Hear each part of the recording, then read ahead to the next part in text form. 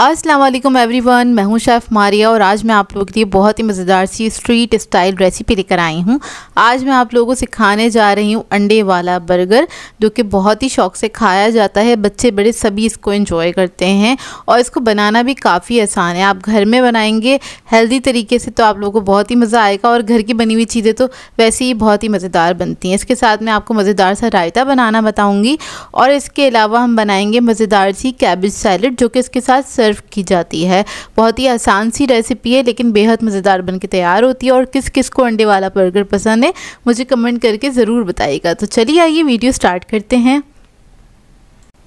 तो इसके लिए हमें चाहिए होगी चने की दाल। चने की दाल मैंने ली थी 1 कप के बराबर और उसको मैंने 1 घंटे पहले भिगो दिया था। अब इसको मैंने पतीली में ऐड कर दिया है।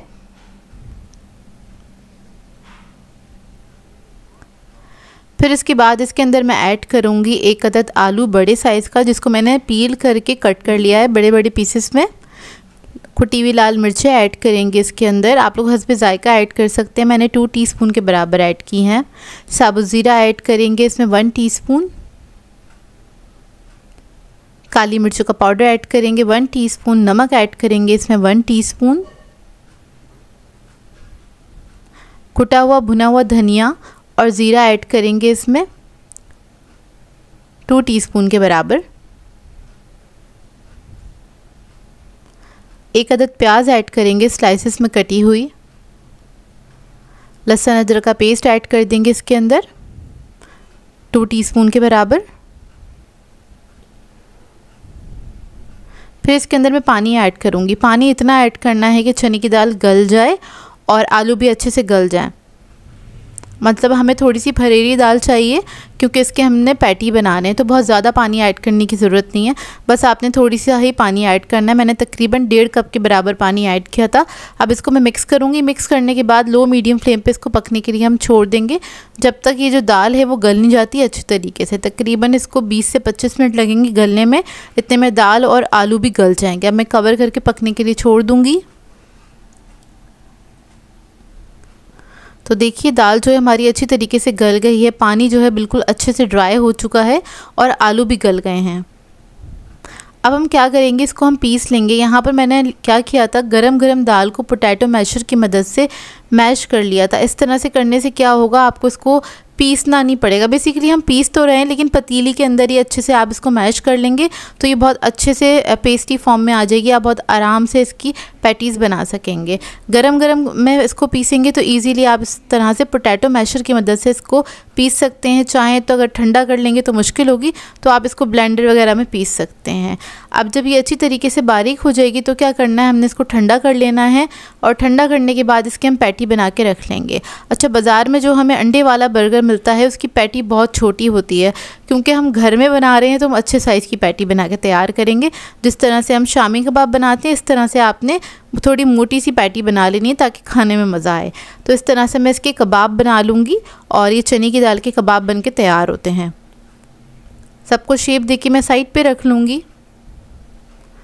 और आपके पास ये कबाब बने हुए रखे हैं ना अगर फ्रीज़र में, इसको अच्छा आप फ्रीज़ भी कर सकते हैं तो बहुत इजी हो जाएगा आपके लिए। आप इसको आराम से कभी भी आपका दिल चाहे आप लोग अंडे वाला बर्गर बना के खा सकते हैं।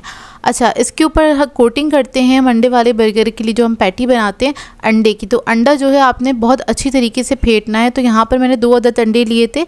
इलेक्ट्रिक बीटर की मदद से इसको मैं बीट कर रही हूँ और अच्छी तरीके से आपने इसको फेंटना है ताकि ये फॉर्मी फॉर्म में आ जाए कुछ इस तरह से। 3 से 4 मिनट लगेंगे इसको बीट करने में।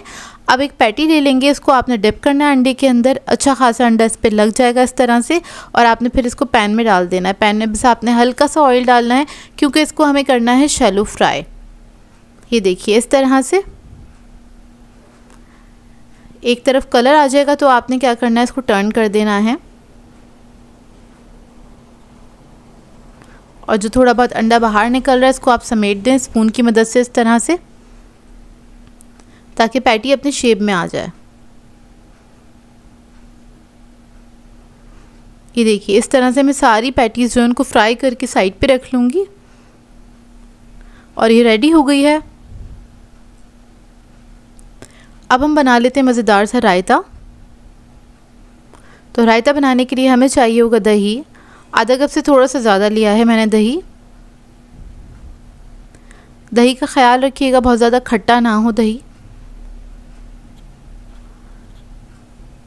अब इसके अंदर ऐड करेंगे हम ये ग्रीन चटनी, जिसको मैंने बनाया था हरी मिर्चें, हरा धनिया और पुदीने के साथ मैंने इसको बना लिया था, वो हम इसके अंदर ऐड कर देंगे। थोड़ा सा ऐड करेंगे चाट मसाला 1 टीस्पून के बराबर। नमक ऐड करेंगे इसमें 1/2 टीस्पून।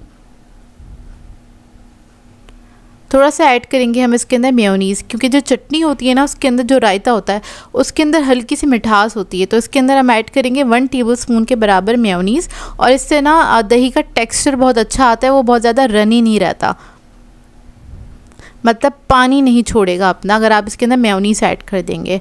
अब इसको फेंट लेंगे अच्छी तरीके से। तो ये रायता जो है हमारा रेडी हो गया है। इसके बाद हम बनाएंगे बंद गोभी का सलाद, जो कि इन बर्गर्स के साथ सर्व किया जाता है या इसके अंदर स्टफ़ किया जाता है। तो इसके लिए मैंने क्या किया था, बंद गोभी ले ली थी, इसको आपने स्लाइसर से कट करना है, क्योंकि इसके लिए आपको बंद गोभी बहुत बारीक चाहिए होती है। तो बस आपने सिंपली स्लाइसर से इसको कट कर लेना है। 1 कप के बराबर मेयोनीज़ ऐड करके इसको मिक्स कर देंगे। इसमें हमने कोई सीजनिंग नहीं ऐड करी है। आप अंडे वाला बर्गर बना रहे हैं तो अंडा तो फ्राई करना पड़ेगा। 2 अदद अंडे ले लिए थे मैंने, उसको फेंट लिया था, उसके अंदर भी कोई सीजनिंग नहीं ऐड करी है, उसको बस आपने फ्राई कर लेना है इस तरह से। अब पैन में इसको हम कट कर लेंगे, क्योंकि मैं इसको लोफ बंस में बनाऊंगी। आप लोग चाहें तो राउंड बन भी ले सकते हैं, तो मैं इसी तरह से इसको कट कर रही हूँ। ये देखिए इस तरह से हम कट कर लेंगे। अंडा फ्राई हो गया, इसको निकाल लेंगे। निकालने के बाद इसी पैन के अंदर बंस को आपने हल्का सा सेक लेना है, बस हल्का हल्का सा सेकेंगे, थोड़ा सा कलर आ जाए और बंस भी ना थोड़े सॉफ्ट हो जाते हैं और गर्म हो जाते हैं इससे। इसको निकाल लूँगी। अब इस तरह से सारे जो बंस हैं उनको मैं हल्का हल्का सा सेक लूँगी। अब इसको हम असेंबल कर लेते हैं। तो इसकी असेंबलिंग के लिए सबसे पहले जो हमने मज़ेदार सा रायता बनाया था वो ऐड कर देंगे बन के ऊपर इस तरह से। अब जो पैटी बनाई थी उसको हम हाफ़ कर लेंगे और इस तरह से रख देंगे। थोड़े से खीरे के स्लाइसेस ऐड कर देंगे। आप लोगों को टमाटर पसंद है तो टमाटर भी ऐड कर सकते हैं इसके अंदर। थोड़ी सी प्याज ऐड कर देंगे बारीक कटी हुई, कम या ज़्यादा आप लोग अपनी मर्ज़ी के मुताबिक ऐड कर सकते हैं।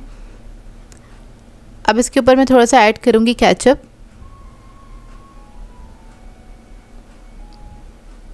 अब अंडा रख देंगे इसके ऊपर। अंडा रखने के बाद जो हमने कैबेज का सलाद बनाया था वो हम इसके ऊपर रख देंगे